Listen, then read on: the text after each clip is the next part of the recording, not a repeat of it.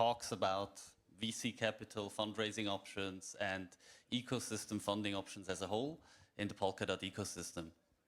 So what we talked about already and what you've heard are different paths from the Web3 Foundation, from an ecosystem fund, from grants, from options such as harbor industrial capital, and from VC partners how to get funding. Now, the most important question for more or less every project is the very trivial one, is timing.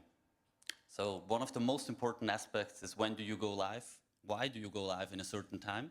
And is it the right time to go live? So with that, we wanted to talk very, very briefly about markets, and not too long about markets, just about the very basic things of where do we come from and what has happened.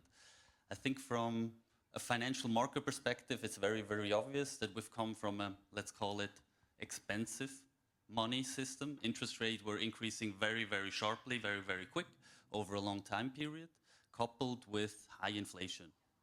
So what that means in a very simple part is if you have a lot of capital, you look at capital preservation.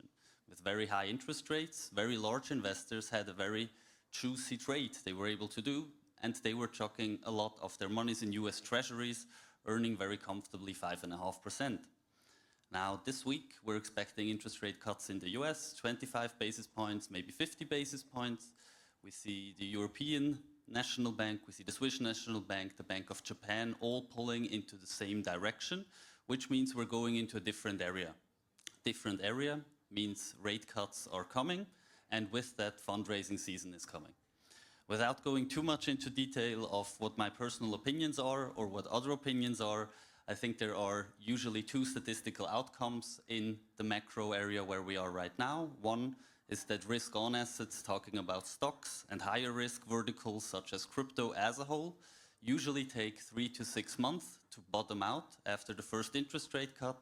And the other one is that they start from a very steep decline very, very quickly, have a recovery phase thereafter, and then benefit from a cheaper credit system that provides liquidity also to earlier stage startups. In a nutshell, time will come for the right timing for projects to launch, for new startups to venture and to launch their new paths successfully. Now, in a nutshell, what are we doing on Polymech? You heard it before, apparently we're an ecosystem launchpad. I think terminology is just one part of the thing. Very importantly, what we do offer is we can cover your full primary market funding round. So it means we can do the settlement of investor transactions, create your token, distribute the token to the ones that already have the wallet. Kind of a full mid and back office processes. On top of that, there are monetary incentives to incentivize the actors. And what was mentioned as well before from Saraya as well, we're looking to connect you with the right partners, and also from Max and Mario, how to provide more value to the startups that have raised. Now, what that means in a nutshell, we need more projects, we need more investors to have a more successful ecosystem thriving. Now, what does that mean also for Polymech? Where do we focus on? Is as a DeFi protocol, it's very, very important to not only have a broad market scope, but have a long-term trajectory, meaning you need to have longevity. And to have longevity, to enable the largest capital inflows, you need to be in regulatory compliance. And what that means and what we've built so far is that we have found a way fully in Web3 to use a KYC aspect while retaining your own data privacy. So you can be in full compliance of the traditional financial markets while keeping your privacy. And this is something that we've built with a private data room where people can access it from their own wallets in a segregated access, as well as functionalities to tailor who can invest in a certain deal. Now, what that enables on-chain is that we can have a permissionless layer 1 chain with permissioned ecosystems. So, for example, in a primary market deal, a project can tailor certain accesses of end investors, be that in an evaluation, in a participation, so you can have an own layer 1 and tailor which transactions can be contingent and which one cannot. What that means on our chain, on the Polymech chain, there are 3 first use cases that we implemented with it. They seem very, very trivial. And I think the first one, I would like to have a quick part about it. It's what we call our dispenser. It's probably at least the first time that we heard about it, about an airdrop possibility, which is Sybil resistant. It's Sybil resistant because you do need a banking grade KYC. And with the banking grade KYC, we can make sure that one DID is one real human being in the background. Gavin also talked about it yesterday. This is the difference between individuality and identity. This one here is a clear identity case where you're in compliance with the financial market industry. Where we used it for is we can tailor an airdrop to the right users with the right functionality. So we can incentivize their behavior very, very efficiently. The second part of where we're going is the funding protocol on our side goes two trajectories. On one side, we're going for Web3 natives, and Web3 natives are on-chain users, and on the other part, we're scaling to traditional financial market participants. What that means in a nutshell is our protocol will continue to work as a protocol and with our decentralized application. But the crucial part is that if you've ever tried to onboard your parents or maybe your grandparents and you had a little chat with them, I think it's very, very trivial to see that wallets are extremely cumbersome. And we do not really see a future of crypto to scale with wallets as they are. We think they're just too hard to use, too high friction, too high entry barrier. Now, what's very, very comfortable is most of, at least also the Western world and the developed economies, where a lot of the large traditional financial money sits, they usually have a bank account. Yes, they have intermediaries. In the past, crypto was all about let's eliminate intermediaries. But I think it's very, very important that we can collaborate with them. And what we want to enable and what we will do with our integration in Q1 is our white label solution. And the white label solution is a liquidity aggregator of intermediaries to participate in primary market deals. What does that mean in a nutshell? It means that if you log into your exchange, you can actually have Web3 funding deals access, meaning that you are already an onboarded client and you are in your UI UX without requiring a wallet. You're an onboarded user, you want to participate in DeFi in Web3, you can participate, and the specific extrinsic that is hidden behind an API layer should not be of any concern of the end user. So you can use DeFi protocols without actually interacting with them over a wallet, because we can hide the specific extrinsic in the background. Now, looking at that, I think on our path is very, very trivial. We want to give Web 2 access to Web 3. I think this is probably a goal of a lot of us.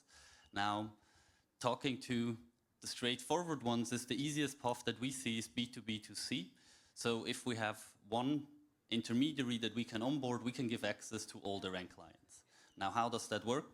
The biggest strength of a decentralized protocol is that you can actually provide services as a software, as a service. So you do not trigger a financial outsourcing from a financial intermediary, because if you're a true decentralized protocol in regulatory compliance, you're just a piece of software, meaning you can integrate behind an API layer, offer your services, all the end clients are using the UI UX they're familiar with, and in the background you can do all the settlements over the protocol directly in a much cheaper and cost-efficient way.